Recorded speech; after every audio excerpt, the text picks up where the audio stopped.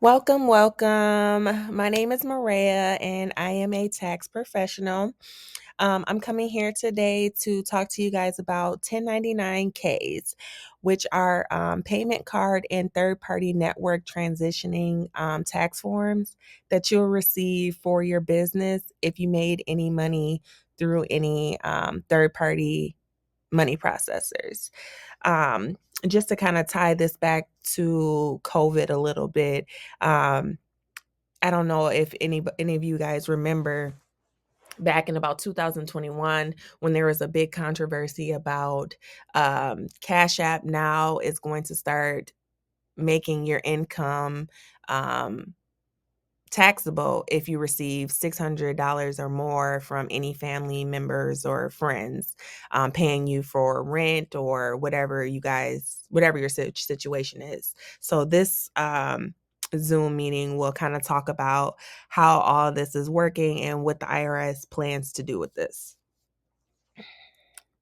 But before we start, I do want to introduce myself. My name is Maria. I'm a tax professional. I'm also a mom of two. I have a son who is 11 years old, who is into sports heavily and is just a very smart kid. I also have a daughter who is 6 years old. That is my gymnast and my artist. So that is what I spend a lot of my time doing, toggling back and forth with those two. I'm also a tax professional. I started doing taxes 2018.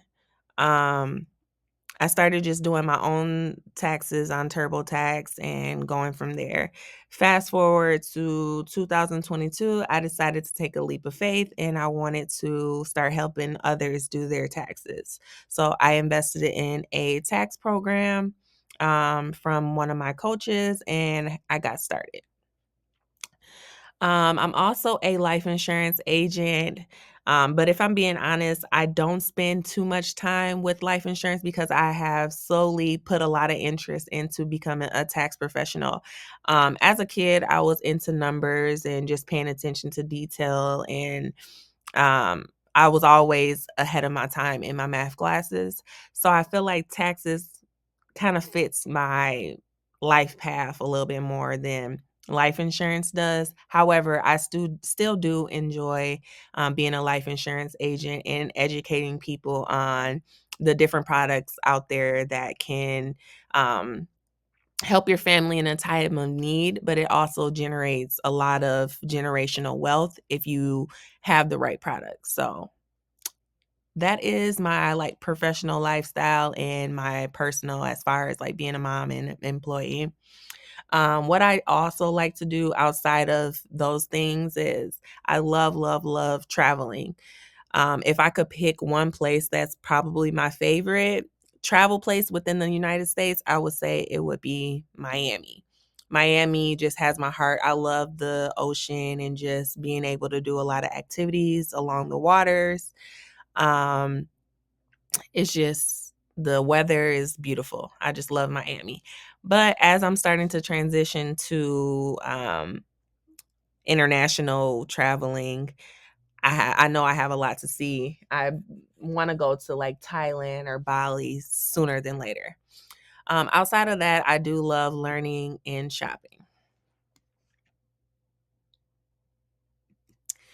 So, what is 1099K? 1099K is a form that the IRS is going to be using to track any payments reported and made on any third party payment processors such as Cash App, Stripe, or PayPal. There's other ones as well, but those are like the top three that I know many people use. This will allow the IRS to track income that can be missed from upcoming businesses or self-employed individuals. Who's affected? Those who will receive a 1099K would have provided any goods or services to their clients and had them paid through a third-party payment processor via credit, debit, or gift card. If you received any payments through an app like online community marketplace, crafter marketplace, auction site, car sharing, or ride hailing platforms, ticket exchange or resale sites, crowdfunding platforms, and freelance marketplace. So this would be like your Uber, your DoorDash, any of those apps that you're receiving any money from. Those would be individuals who would also receive 1099Ks. This also ties back into digital marketing, because I know with digital marketing, myself included, we do use Stripe. I know Stripe is one that I use for sure. And if you're making a lot of money on there, then you can expect to see a 1099K in the mail during tax season.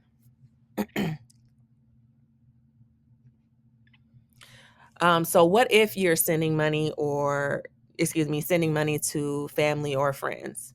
So if you're sending money to family or friends, those amounts will not be calculated as taxable income. However, you do just want to make sure you label them in the description that, hey, this is for, your Uber money, or this is for rent.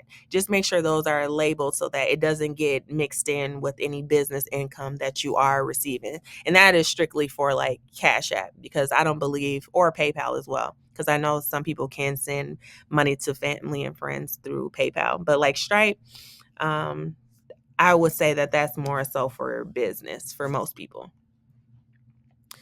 Um, Income reporting thresholds. So as of right now, 1099Ks are going to go through like a progressive system.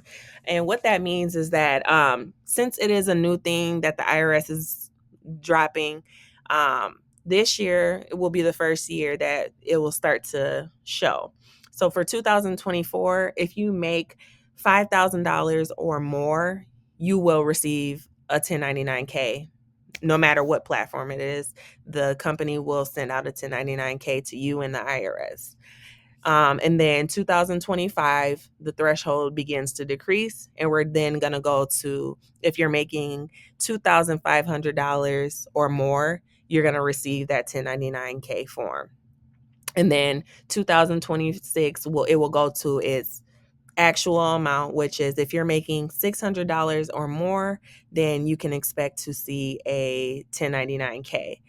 Now, a few things about this is one, you can still receive a 1099K even if the amounts are less than the amounts that I have listed here. And that is because in some states, the income threshold is a bit different, because state government has say so over this. So some states may have it less than the amounts that I have listed.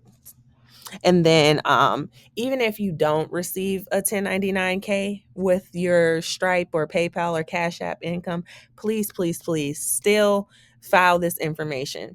Why I'm saying this is because it is very important that you reduce the risk of being audited.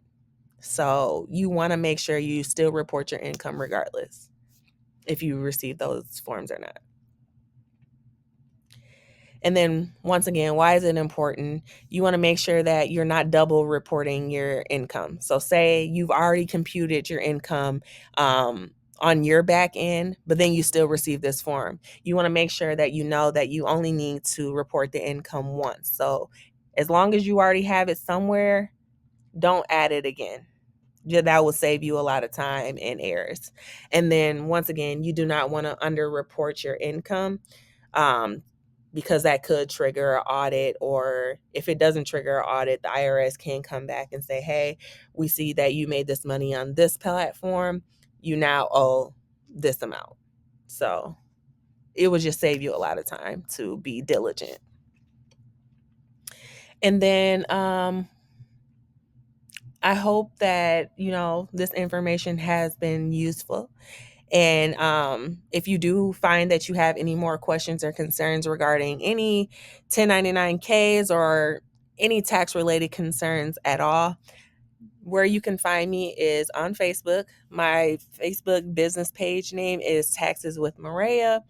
And there I do post tax tips all the time. And then once again, if you have any questions or concerns, you can just shoot me a message and I'm going to be sure to respond. I make sure that my clients and prospective clients are my top priority. So you will hear back from me. And then, with that being said, tax season is around the corner. We're literally within weeks away. I know this is a time where a lot of people are trying to get all of their documents together and compute their expenses as well as their profits. So, I do want to offer you guys an expense tracker that I have created myself. This way, this can keep you organized. And if you don't even decide to use it for tax time, you can use it all of next year to keep you organized with your finances. So, because you guys stuck through the whole duration of this video, I am offering a 50% off code for my expense tracker using the code Cadet6. Use Cadet6 in my store, which is listed right here, beacons.ai/her legacy financial, and you'll get half off on my expense tracker. Once again, if you have any other questions or concerns, I am available in the Academy 6 Messenger, so you can message me there if you can't find me on Facebook under Taxes with Maria. I hope you guys enjoyed, and I'll be talking to you guys soon. Thank you.